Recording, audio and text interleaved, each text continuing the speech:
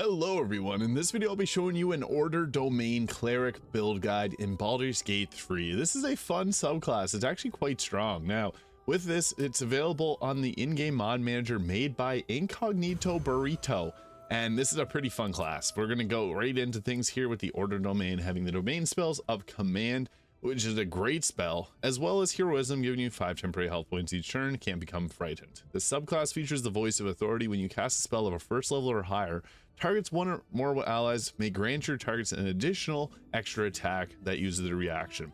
Now, due to the way that Baldur's Gate 3 plays, it will be on their turn, so it has a little extra action attack that uses the reaction. This is actually pretty strong, so yeah, self-explanatory. Level 1 or higher spell, your team is going to be dealing more damage just with that extra attack. Very effective. Does use the reaction though, so they can't follow up with like a riposte or something. As for our ability scores, I think it's actually best to go into higher dexterity here. So something like going 14 constitution, 16 dexterity, and 16 wisdom. Wisdom's going to be our main stat here. And for skill proficiencies, persuasion's great if you're the face of the party. Really just depends how you want to role play your skill proficiencies. However, at level 2, we get ourselves our Channel Divinity, and this is the Turn Undead, obviously, but also Order's Demand. Exert an intimidating presence over others, possibly charming them until the end of your next turn, as well as disarming them. This is great. It hits in a huge 90 meters radius, and charming the target means they won't attack you, but in addition to that, if you disarm them, you can pick up their weapons and they become useless, so that is really nice. And for our prepared spells, I think Guiding Bolt's a good one to go with. Create Water can be great for setting up teammates. Healing Word, you should always have Bless early levels. And then Inflict Wounds can be a nice 3d10 of Necrotic or Sanctuary for just overall safety. Guiding Bolt's going to be a nice option too for being able to deal a bit of damage. You already get Command, which is one of our best spells. And then here we also get Hold Person, another extremely useful spell. And Calm Emotions, but Hold Person is going to be the main one you want to use. This is a Wisdom save, and it can hold targets in place, and attacks within 3 meters are always critical. Very effective. As for our level 2 spell, Spirit Weapon is just super effective. So 1d10 plus 3/4 damage on its attacks. Using the Maul, you can actually have the Maul do the Concussive Smash, which will set up disadvantage to wisdom saves, hit your hold person at a much higher frequency. This becomes extremely effective. So that is a good way to use it. At level 4, we get ourselves another cantrip, and I guess Toll the Dead's a fun one to have, so we'll go with that. Deals additional damage when targets are below half health. And for our next level 2 spell, Blindness can be pretty effective for giving disadvantage on attack rolls. Prayer of Health is okay outside of combat, but you got Potions, and Aid can help set up more health over the long term, and this will be upcastable at later levels. For our ability score improvement, our feat will take an ASI and go into our Wisdom there, just for better spell casting. At level 5, we get the Turn Undead. We also get Mass Healing Word and Slow for spells. Slow is actually pretty good. Target 6 creatures and slow the movements and actions are affected, and their armor class and dexterity saves are reduced by 2. So that can be pretty fun too. We also get the Water Walk if you got Mistress spells, but we'll take Glyph of Warding as well as Spirit Guardians. It's really hard to go wrong with those 2 spells. Glyph of Warding you can set up outside of combat and then go with your Spirit Guardians. At level 6 with the Embodiment of the Law, so enchantment spells of first level or higher that cost an action can be cast as a bonus action. Cost 1 law point per cast, and I'll show you what that looks like in the combat section. As well, I'll be going over the gear you'd want to choose for this. So another level spell, Animate Dead, can be good. It kind of fits with the theme here because you're ruling order over the dead, and they're just good to be able to draw aggro.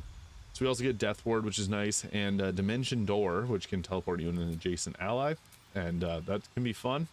Level 4 spell, Control Water is okay, but Guardian of Faith is nice for just setting up and being a little bit extra defensive. We get the Divine Strike Psychic, and if you have the level 20 spell mod, this will increase at level 17. I'm just doing level 12 for the purpose of this build, but I might do a level 20 later on. And then we're going to take another ability score improvement, take up our Wisdom, or go with the Alert feat for +5 initiative, which is extremely useful later in the game and can't be surprised, which you'll get surprised a lot in Act 3. Now level 5 brings us a lot of great spells, and we get the order spells Hold Monster and Dominate Person, which are kind of makes sense for this build. The best one being Hold Monster, which can make some Act 3 fights very easy. And as for our spells, Flame Strike's great for damage, but also Insect Plague for difficult terrain, and then you can use Command Grovel, keep targets in your Insect Plague. It's pretty effective. And we also have like Contagion, which can be fun, Holy Weapon, which requires concentration, Mass Cure Wounds if you want to heal, or Planar Binding to fill out the role of the Order Cleric here. Then we also get the Divine Intervention, which is effective, and we get to choose a Radiant spell. You can go with whatever. Moonflare is nice for granting advantage on attack rolls. And for our next leveled spell, you can really go with whatever you want. There's a few that we didn't take, like aid, which could be very beneficial here. At level 11, we get some of our best spells with Planar Ally, Besweet an Underworldly Entity. This is one of the best spells in the game, and I'll show you why. The Genie is extremely useful, as is the Diva. Harm is also a fun spell to take, and you can go with like Create Undead. Heal will give you unique interactions with the Dark Urge. Blade Barrier is kind of good too for damage, but I prefer Insect Plague for that spell. And then level 12.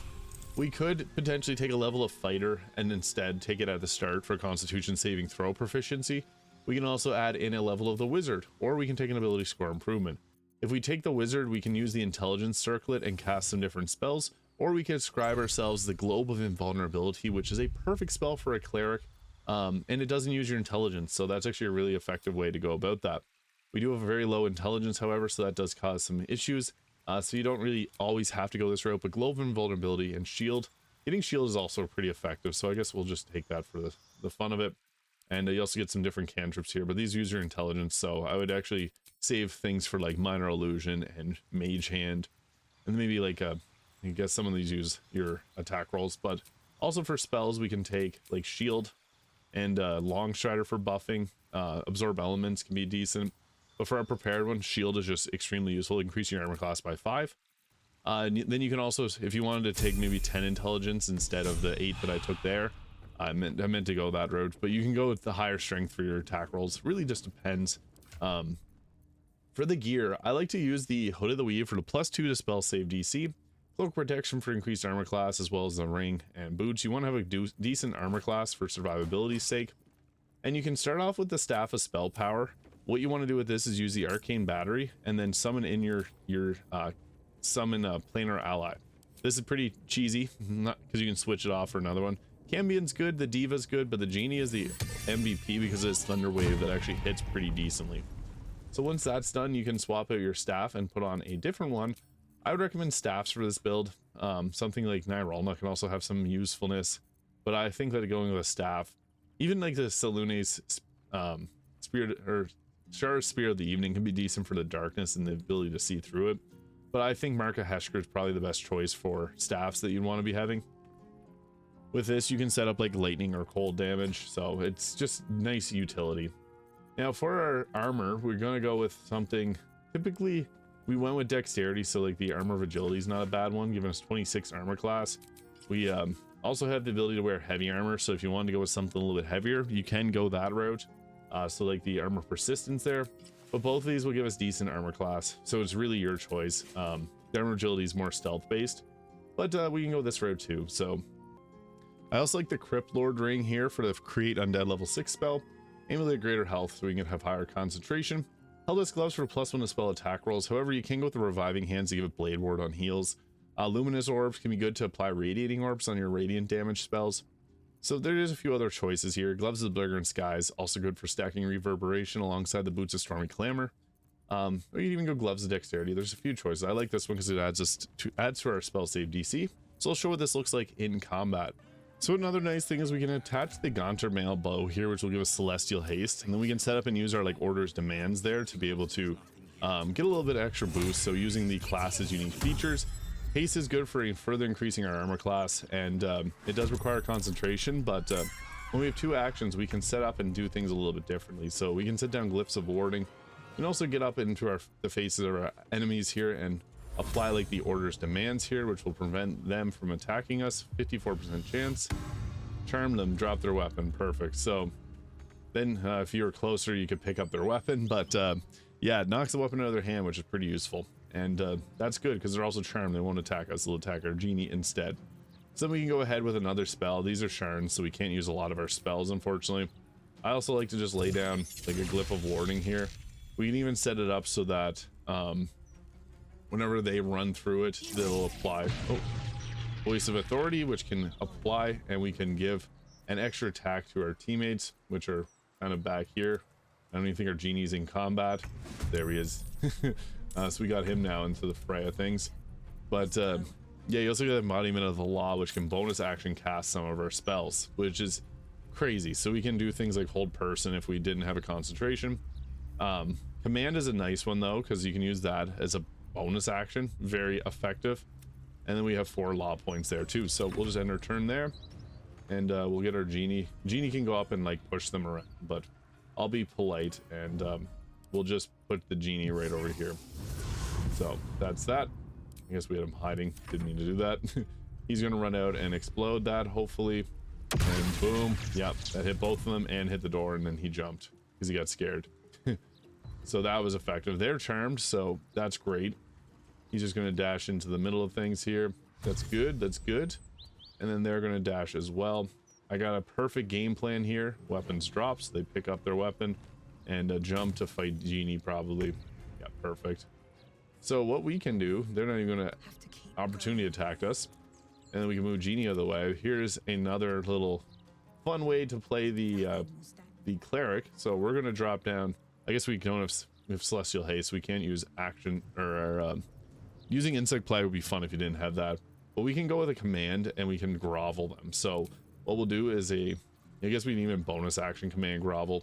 Glyph of Wardings are nice, but also Guardians of Faith can deal a little extra damage, which is fun. I'm a big fan of dropping the glyphs down because they're just like easy damage that you can apply to multiple targets. So we'll pop that down there and it just hits all 3 of them, I guess. Got a lightning attack off there. Burnt her to a crisp. But what we also got is, I guess we can use another cantrip. So he's gonna get Told the Dead. We'll just hit him with that. 20 or 48 damage, and then we'll use our Law Point command and we'll go command grovel and we can upcast that. This gets pretty fun.